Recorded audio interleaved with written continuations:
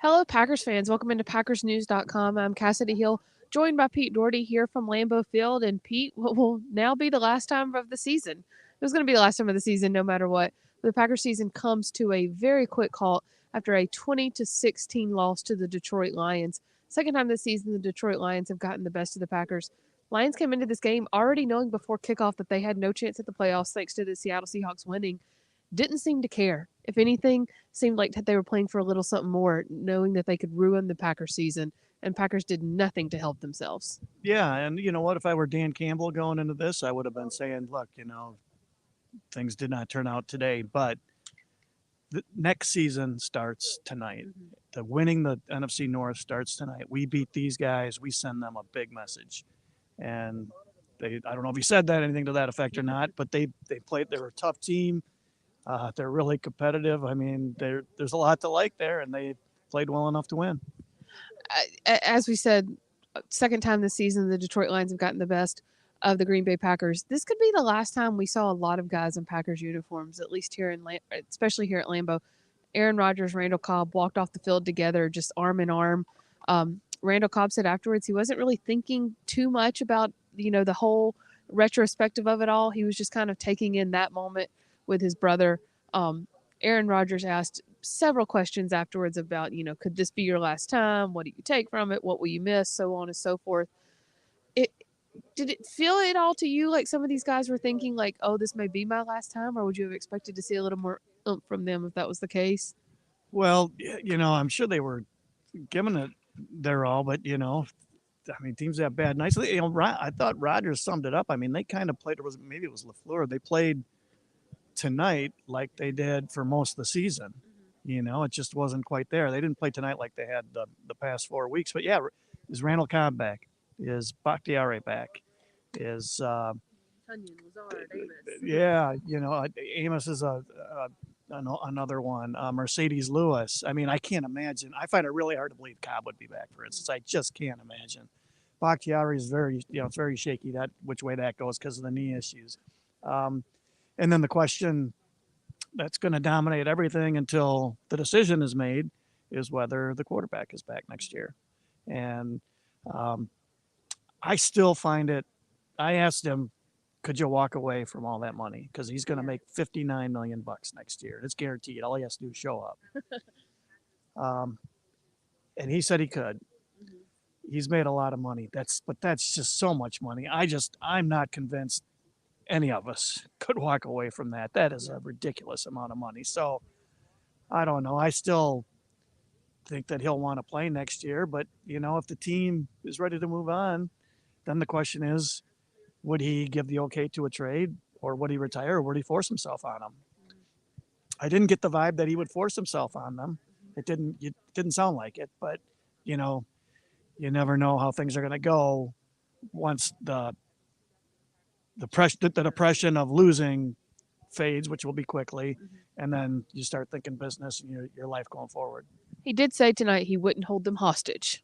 Whatever that timeline looks like for Aaron Rodgers after the last two seasons, we'll have to wait and see. But in terms of just this game tonight, we saw an offense that again had its moments thanks to Christian Watson and Aaron Jones, but then also and had some good moments from Lazard to move the sticks.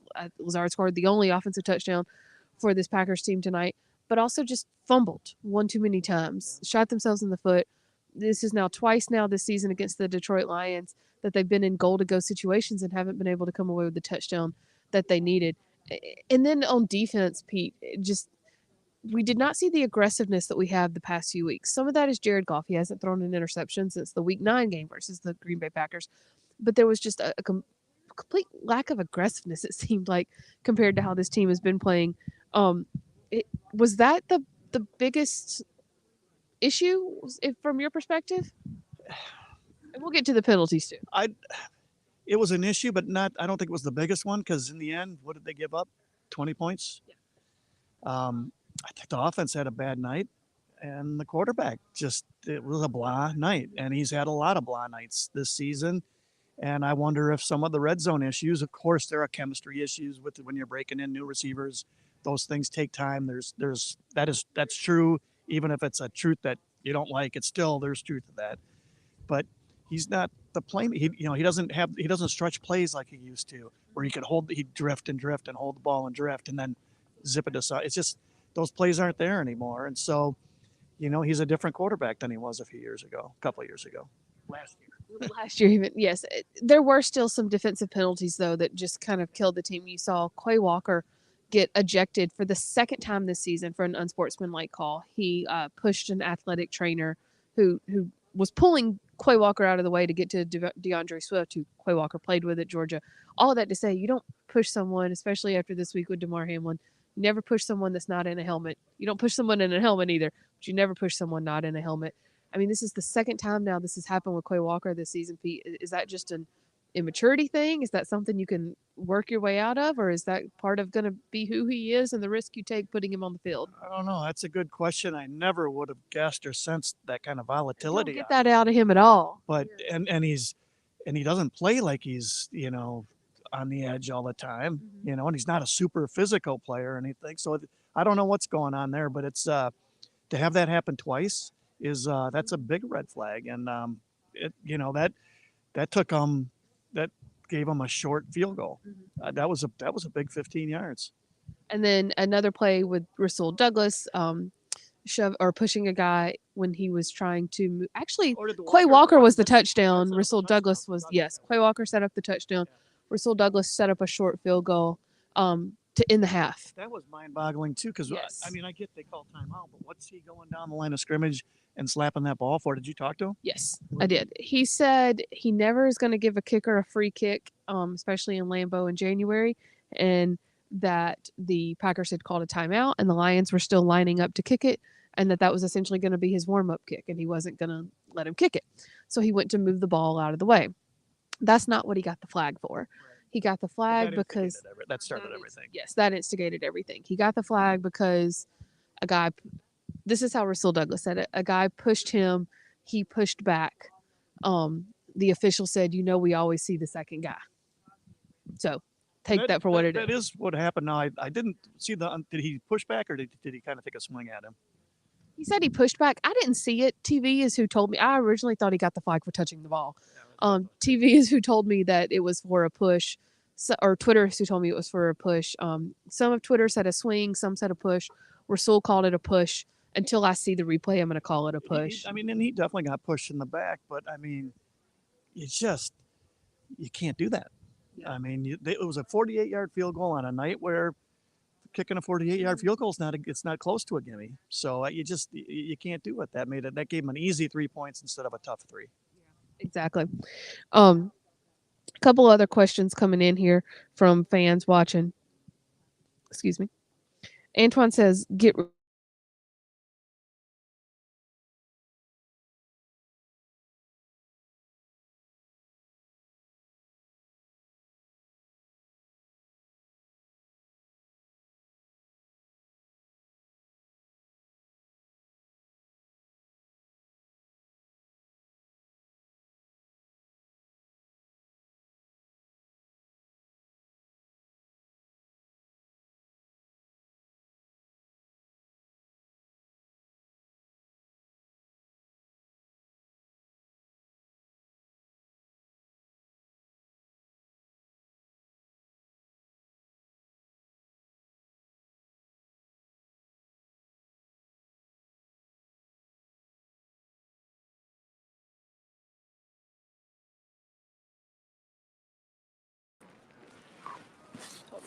Sorry about that, guys. Yeah, Pete's just going to hold this out for us a little bit more.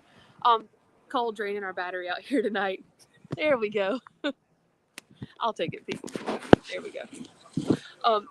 We were talking about we were talking about Romeo Doubs. Is part of that just him being a rookie and not quite getting there yet?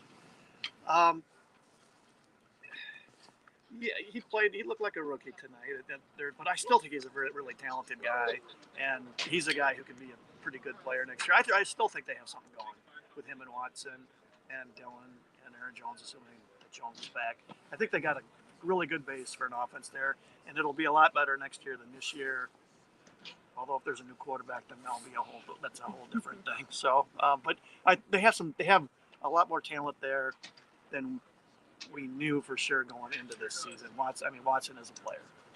The question that, of course, is going to be on everyone's mind as we get into the next few days here: do we see coaching changes coming with this staff? Yeah, that's isn't that. I don't know. What do you think? Joe Barry's back? After tonight, I'm not sure because that was not a scheme that was going to work against this Lions offense. You know, it's just it's amazing how things can flip so quickly. Mm-hmm. They were done. Then all of a sudden they were the greatest thing going in the league, and Joe Barry saved his job, and now who knows?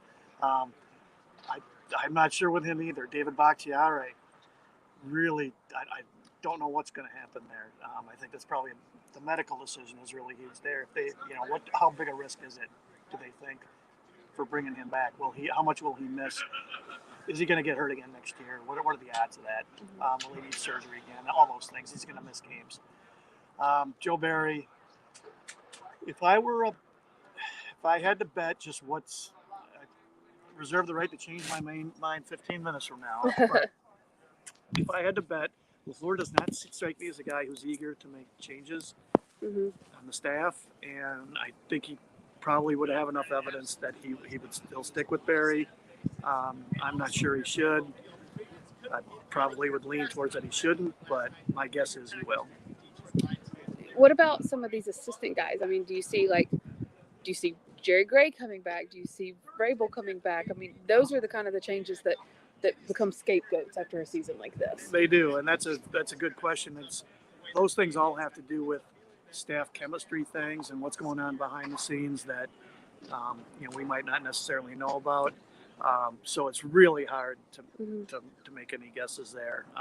So I don't have any opinion we're saying on that, but you never know. But like I said, LaFleur just strikes me as a guy who's not super eager to make changes. He did make the change with Mike Smith last year, but still, he doesn't seem like a guy who wants to make. He's really eager about making changes. Mike McCarthy made many off seasons. He made changes that not a coordinator, but at the lower positions. We will have exit interviews this week with the guys. Locker clean-out day will probably come tomorrow or Tuesday, and then Brian Gutekunst will most likely talk this week as well. So we'll find out if there are some big changes coming on the Packers' horizon. Pete, I know you've got an article coming kind of looking at everything, especially from the perspective of the quarterback, and then we will have a full recap for you throughout the week of the Packers' loss to the Lions and their 2020 season as a whole. Pete, thank you for doing this with me all season. Yeah, it's been a lot of fun, and thanks for everybody for joining us, even at these late night hours. Yeah, it's great of you to show up. Thank you. Sort of fitting that the battery died on one of the cameras. And then this one's right going fast end. too. Yeah, look at that. Right. It's kind of a metaphor for the Packers season. Their battery ran yeah. out. Yes, it did. So with that, we'll sign off. Thanks so much, guys.